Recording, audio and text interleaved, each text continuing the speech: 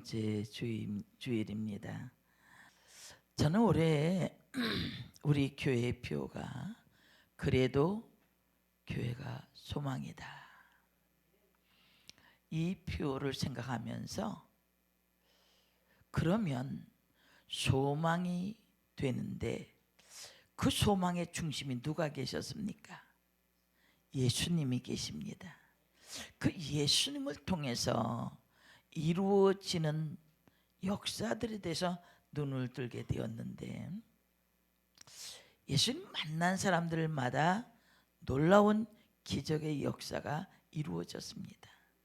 그래서 저는 오늘부터 예수님 만난 사람들이 그들에게 이루어지는 그 기적들을 살펴보면서 우리에게도 오늘 말씀의 제목이 내 믿음이 크도다.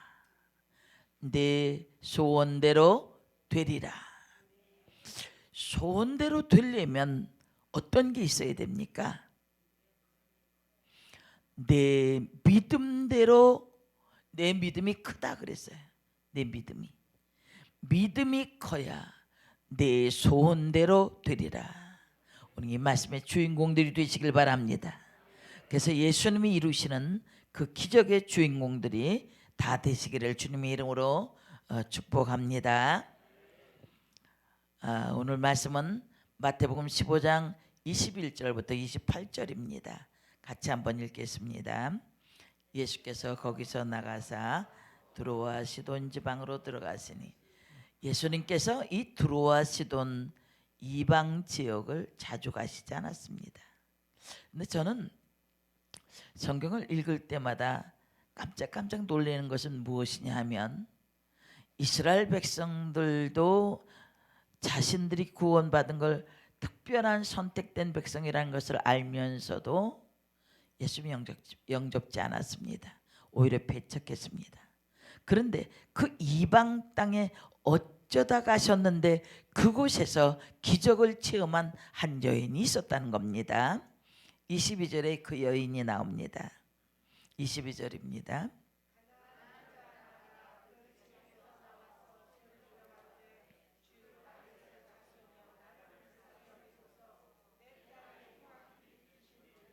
또 읽겠습니다.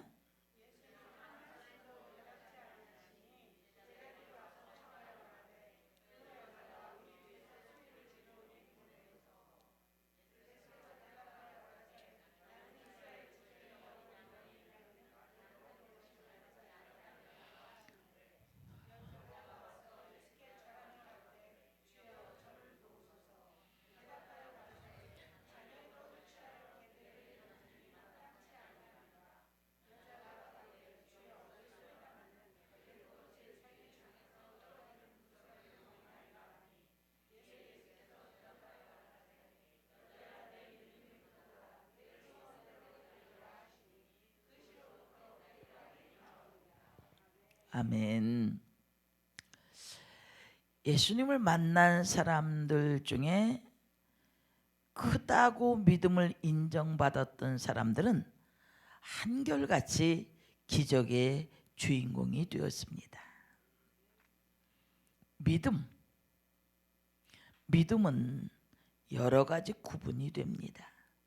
뜨거운 믿음이 있는가 하면 차디찬 믿음이 있고 큰 믿음이 있으면 아주 작은 믿음도 있습니다. 건강한 믿음이 있고 병든 믿음도 있습니다. 예수님께 수많은 사람들이 찾아옵니다. 그런데 그들 중에 칭찬받은 사람들은 그리 많지 않습니다. 예수님께 칭찬받은 대표적인 사람은 두 사람입니다. 하나는 로마의 군대 장교인 백부장이었고 다른 하나는 오늘 본문의 가나안 여인입니다. 자기의 부하를 고쳐달라고 찾아온 백부장에게 내가 이스라엘 중에 이만한 믿음을 찾아보지 못하였도다. 가나안 여인에게는 여자여 내 믿음이 크도다. 내 소원대로 되리라. 두 사람 모두 이방인이었습니다. 그런데 그들은 모두 다 소원을 이룬 줄 믿습니다. 백부장의 하인도 나았고 가나안 여인의 딸도 고침을 받았습니다. 큰 믿음은 이렇게 기적을 낳습니다. 오늘 본문에서 내 믿음이 크다고 인정받고 하나님 앞에 응답받은 이 여인의 모습을 보면서 믿음이 그의 믿음이 칭찬할 만한 무엇이 도대체 있었을까? 그 비밀을 오늘 찾아보기를 원합니다. 첫 번째, 자신을 아는 사람입니다. 22절에 이 여인은 예수님을 찾아와 소리를 지르며 호소합니다. 22절에 보니까 다윗의 자손 예수여, 메시아를 의미합니다. 당시에 이렇게 다윗의 자손이라고 지칭하는 사람이 별로 없었습니다. 나를 불쌍히 여기셔서 내 딸이 흉악하게 귀신에 들렸나이다 라고 했습니다. 그리고 25절에는 예수께 절하며 이르되 주여 저를 도우소서. 여기에 나를 불쌍히 여기소서라는 말이나 주여 나를 도우소서라는 호소는 자신을 바로 알고 주님께 도움을 청하는 그런 모습입니다. 다르게 표현한다면 이런 말입니다. 주님, 나는 주님의 긍휼을 받아야 할 사람입니다. 주님, 저는 주님의 도우심이 절대로 필요한 사람입니다. 주님, 저를 도와주세요. 주님, 저에게 자비를 베풀어 주세요. 주님이 쓰시는 사람, 주께서 기적을 베풀어 준 사람, 그 사람은 바로 자기 자신을 바로 알고 볼 줄 아는 사람입니다. 성경에 믿음을 가진 사람이나 주님께 쓰임을 받고 있는 사람들의 공통점은 자신을 바로 안다는 사실입니다. 자신을 바로 보지 못하고 알지 못하는 사람은 주님께 외면을 당했습니다. 그러면 나는 나를 알고 있을까? 여러분, 말씀을 기준으로 해서 그 말씀에 나를 비춰보셔야 합니다. 내가 어떤 사람인지, 주님 도와주세요, 이것도 주시고 이것도 주시고 그렇게 막연하게 하는 것이 아니라 정말 나는 하나님께 도움을 받아야 할 사람이라는 자신을 알 수 있어야 합니다. 나는 이것도 있고 나는 저것도 있어서 그것이 아니라 절대적으로 주님을 필요로 하는 그런 모습을 알아야 합니다. 교회 다니고 예수 믿으면서도 큰 변화가 이루어지지 않는 것은 추상적인 예수를 믿기 때문입니다. 성경 속에 갇혀있는 예수만 믿는 거예요. 나는 절대적으로 주님의 도우심이 없이는 아무것도 할 수 없는 존재인 것을 알 수 있는 사람은 그렇게 하지 않습니다. 성경의 몇 가지 신뢰를 찾아보면 인류 최초의 사람 아담과 하와는 하나님이 찾으실 때 자신을 볼 줄 모르는 사람이었습니다. 하나님이 물으십니다.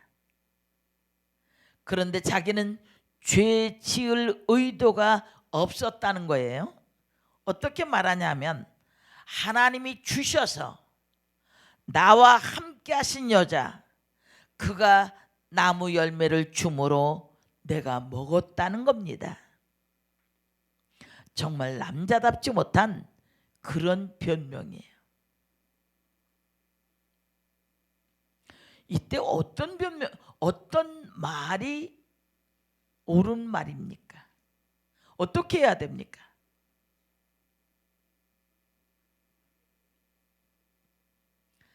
아내 핑계를 댈 줄 아는 사람은 최고로 모자란 사람이에요. 그 남편의 그 아내입니다. 그 아내 하와에게 물어봅니다. 내가 어찌하여 이렇게 했느냐? 그랬더니 뱀이 나를 꿰므로 내가 먹었다. 그러면 선악과를 먹게 된 것은 하나님이 이 여자를 나에게 붙여준 이유고 뱀을 만들었기 때문에 먹게 되었습니다. 그에게. 그럼 책임은 누가 져야 되는 겁니까? 하나님께 책임이 있는 거예요. 우리의 모든 원망과 불평은 결론은 거기에 나아가는 겁니다. 이 두 사람은 자신들을 모르고 남을 핑계하는 사람입니다. 우리의 인격이 조금 더 주님을 닮아가는 인격이 되려면 지금 내가 하고 싶은 말만 하고 사는 사람은 안 돼요. 언제든지 하나님의 말씀으로 걸러낸 대답이 필요한 거예요. 왜 그렇게 했냐? 왜 먹었냐? 하나님, 제가 말씀을 따르지 못했습니다. 하나님, 저는 죄인입니다. 용서해 달라고 하는 그게 필요한 것이지, 아내 때문에 뱀 때문에 먹었다고 하는 것은 일리가 없는 그런 이야기예요. 그런데 우리도 그렇게 한다는 거예요. 집사님 왜 그렇게 하셨어요? 그러면 뭐가 어떻게 해서 뭐가 어떻게, 토를 다는 사람들을 보면 결론은 목사 책임이고 결론은 하나님 때문이에요.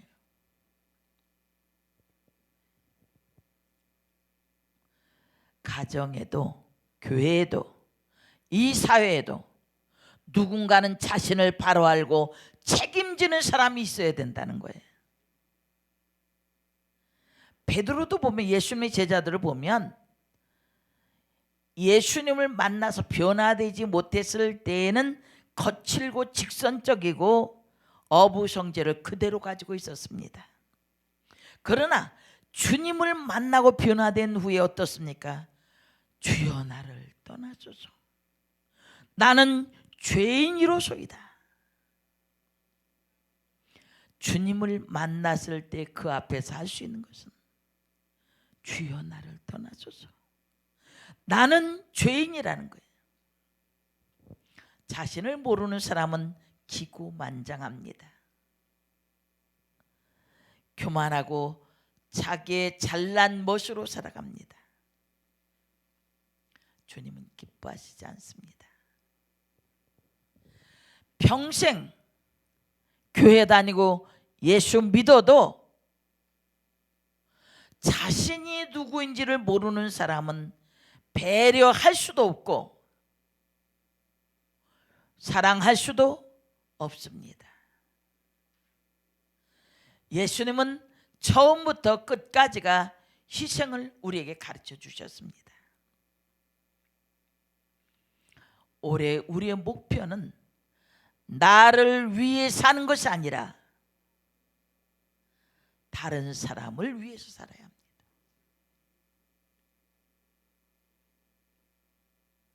나의 모든 목적이 내가라고 하는 이런 공식에 얽매이면 이기주의자가 되어집니다.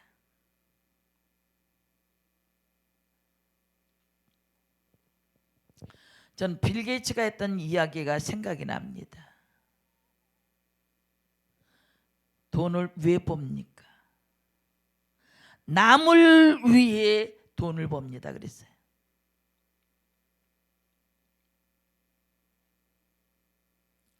우리의 마음속에 빗장을 열어놓고 하나님이 쓰실 만한 사람, 남을 위해 쓰임받는 도구가 되길 바랍니다. 그러면 남과의 관계가 열려지면 하나님과의 관계가 열려지는 겁니다.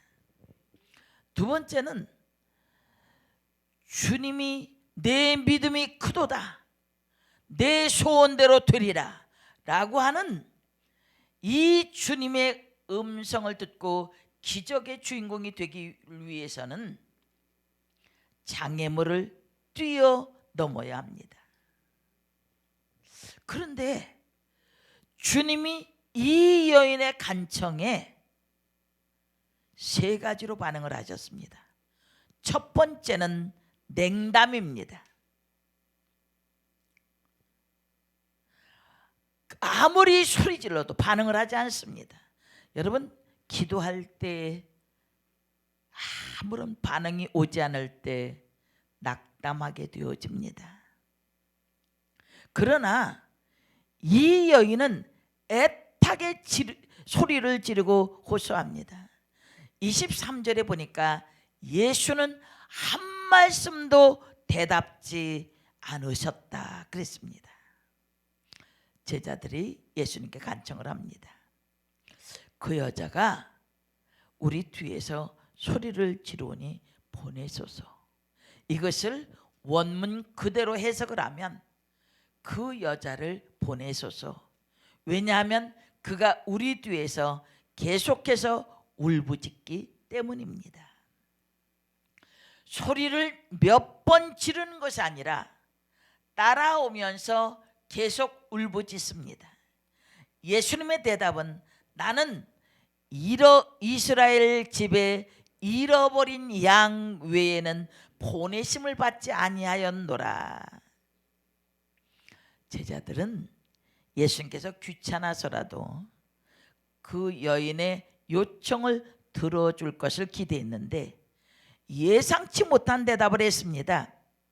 나는 이스라엘 사람도 아닌 그 여인의 청을 들어줄 수 없다. 25절에 보면 여자가 와서 예수께 절하며 가로되 저를 도우소서. 또 간청을 합니다.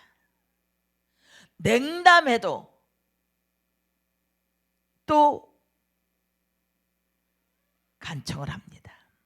그런데 이 본문도 원문에 보면 그러나 그녀가 와서 계속 절하였다. 말하길 주여 당신이 나를 도와주소서. 그런 말씀이에요.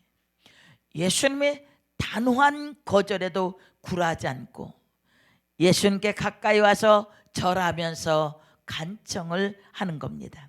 여기서 이 절한다고 하는 이 단어는 헬라어로 프로세큐네이라고 하는 단어입니다. 예배한다는 말, 프로스크네오의 미래 완료형으로 그녀는 계속해서 절을 했다는 것입니다. 그 여인은 자신의 간청을 들어주기를 반복적으로 절하면서 끈질기게 구하는 겁니다. 참으로 대단한 여인입니다. 26절에 보면 그보다 더 엄청난 모욕적인 말을 듣습니다. 첫 번째는 냉담하셨어요.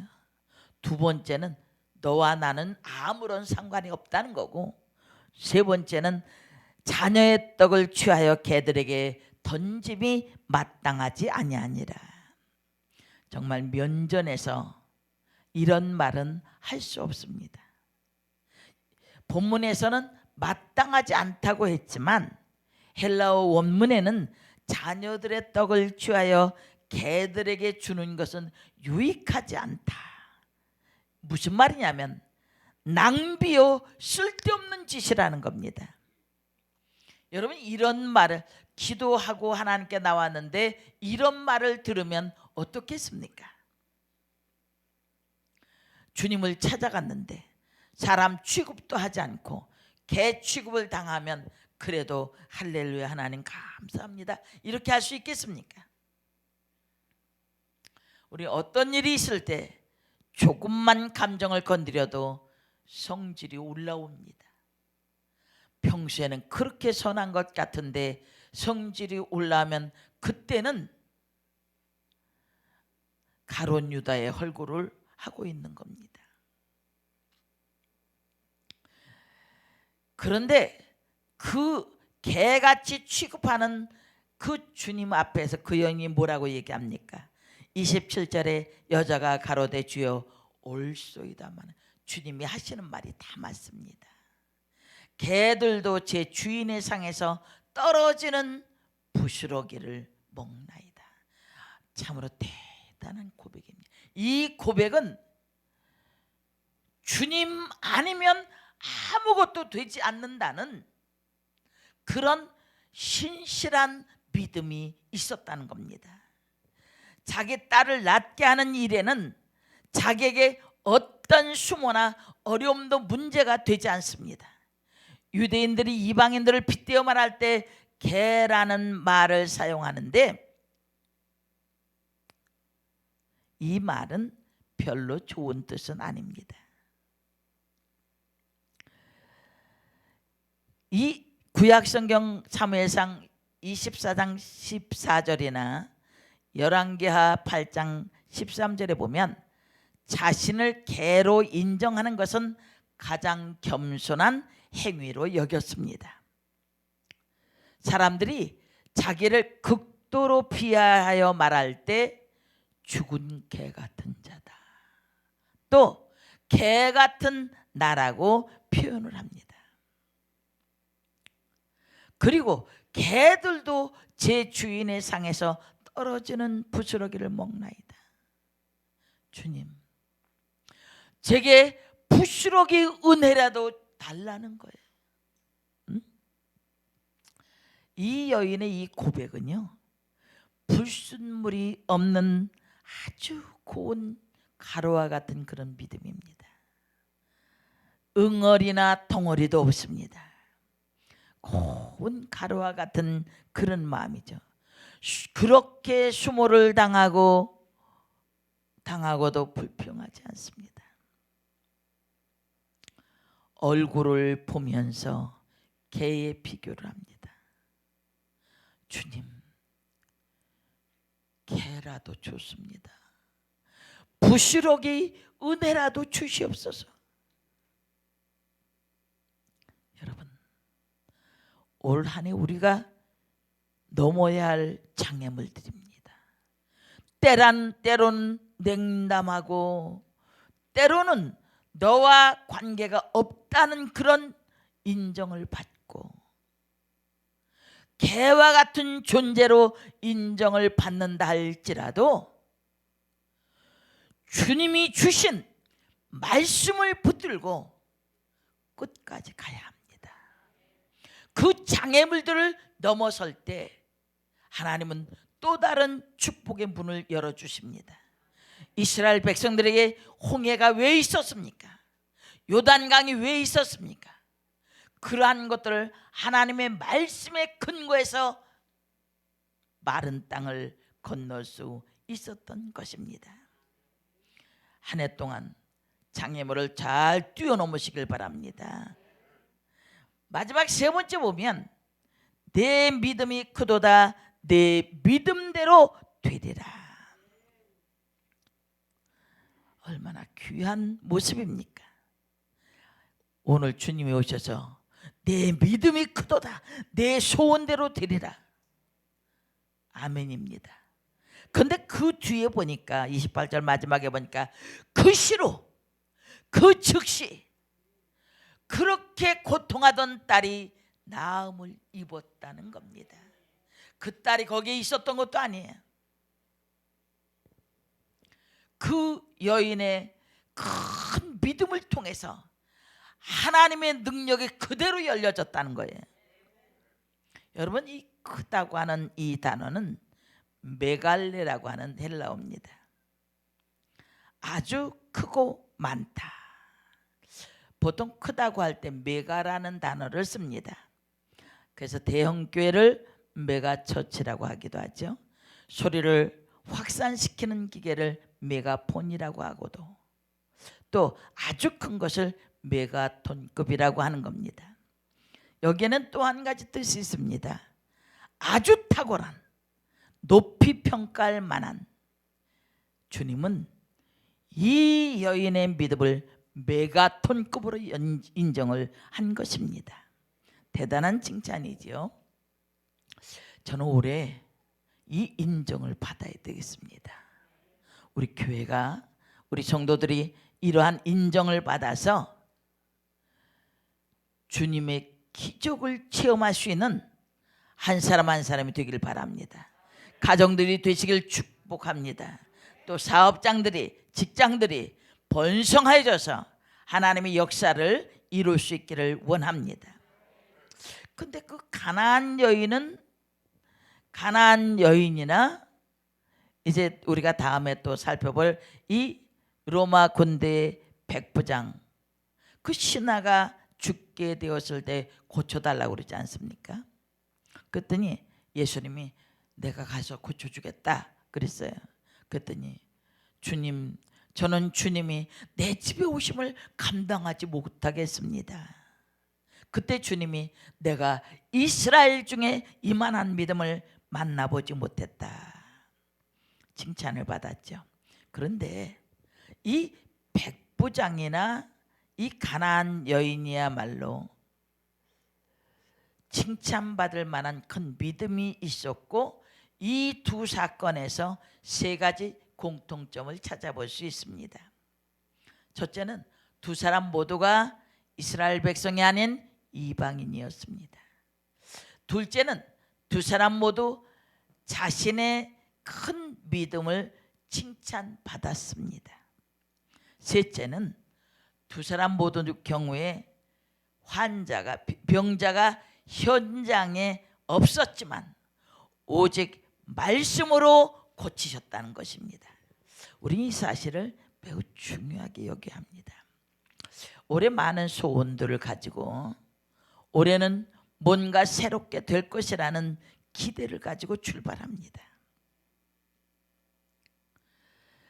주님의 기대를 이루고 주님의 기적을 체험하려면 내 믿음이 크도다 라는 칭찬을 받을 수 있어야 되고, 그리고 장애물을 뛰어넘을 수 있어야 돼요.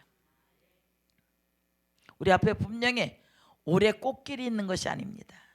이스라엘 백성들이 10하루길이면 갈 수 있는 길을 그들의 불순종으로 40년 동안 광야를 도는 것을 봅니다. 올해 어떻게 하시겠습니까? 10하루 만에 도착하시길 바랍니다. 그리고 하나님의 기적을 체험하고 여러분들을 통해서 또 다른 영혼이 구원받는 역사가 필요합니다. 많은 사람들이 마치 예수님이 아무것도 안 하고 계신 것 같은 그런 절망적인 상황이지만, 그러나 오늘 하나님의 말씀을 믿고 그 말씀에 의해 움직이는 한 사람 한 사람을 통해서 주님은 기적을 베푸시길 원하시는 거예요. 너를 얽매이고 있는 것이 무엇이냐? 내 가정의 울타리를 치고 있는 것이 무엇이냐? 내 믿음이 크도다. 내 소원대로 되리라. 이 역사가 일어나길 원합니다. 그 시로부터 그의 딸이 나으니라. 내 몸이 아프든 우리의 가정에 여러 가지 어려움이 있든지 거기에 굴복하는 것이 아니라 그 어려움을 딛고 일어나서 주님이 이만한 믿음을 보지 못했다 라고 자랑할 수 있는 기적의 사람들 되시길 바랍니다. 기적은 반드시 일어납니다. 어떤 사람에게? 하나님의 말씀을 믿고 나를 알고 장애물을 뛰어넘는 자에게 내 소원대로 되리라. 이 역사가 일어나기를 주님의 이름으로 축원합니다. 기도하겠습니다. 살아계신 아버지 하나님, 말씀대로 이루어지게 하여 주옵소서. 오늘 말씀을 들은 대로 예수님의 기적을 체험하고 그로 말미암아 수많은 영혼들을 주께로 인도하는 복된 하나님의 사람들 되게 하여 주옵소서. 예수님의 이름으로 기도합니다. 아멘.